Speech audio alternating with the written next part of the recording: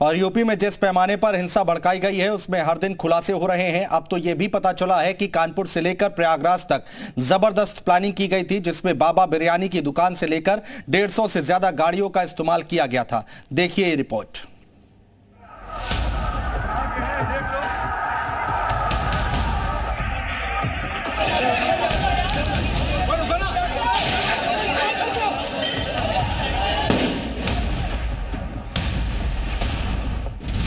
UP हिंसा में बड़ा खुलासा, Baba biryani versus bike gang.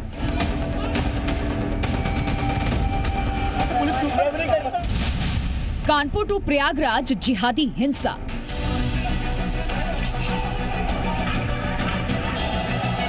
UP में दंगाई बने नमाजियों पर यूपी पुलिस ने बहुत बड़ा खुलासा किया है। जहां कानपुर में हयात जफर हाशमी को हिंसा का मास्टरमाइंड बताया जा रहा है, तो वहीं प्रयागराज में टुल्लू पंप बेचने वाले जावेद पंप को प्रयागराज हिंसा का मास्टरमाइंड माना जा रहा है। इन दोनों मास्टरमाइंड की हिंसा साजिश का भी खुलासा हो रहा है। कानपुर में बाबा बिरयानी और हिंसा का मास्टरमाइंड हयात के बीच साजिश के तारों का खुलासा हुआ है। कानपुर में एटीएस और एसआईटी की पूछताछ में पता चला है, कानपुर में नई सड़क में हिंसा के लिए उन्नाव जिले से दंगाई को बुलाया गया था। पहले इन्हें बाबा बिरयानी खिलाई गई, फिर इनसे पत्थर फेंकवाए गए। मास्टरमाइंड जफर हयात ने बताया कि बिरयानी की दुकान वाले उसे फंडिंग करते थे, यानी बिरयानी खिलाकर नमाजियों को दंगाई बनाया गया था।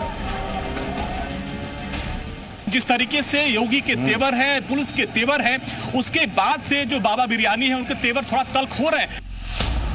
वहीं अगर प्रयागराज हिंसा की बात करें तो यहाँ भी हिंसा की साजिश के लिए बहुत बड़े पैमाने पर तैयारी की गई थी। मस्जिद में नमाजियों की जबरदस्त भीड़ जुटाई गई। पुलिस के खिलाफ काफिर काफिर के नारे लगाए गए। ये दंगाइयों की वो भीड़ थी जिन्हें 150 से ज्यादा बाइक्स और गाड़ियों से बुलाया गया था। यहाँ तक कि 300 ऐसे मोबाइल नंबर भी मिले जिसका प्रयागराज हिंसा में जमकर इस्तेमाल हुआ। लेकिन जब दंगाइयों को यूपी पुलिस ने खींच कर बिलों से बाहर निकालकर सड़क पर उधेड़ना शुरू किया, तब दंगाई बने नमाजियों ने अपने गुनाह कबूल कर लिए।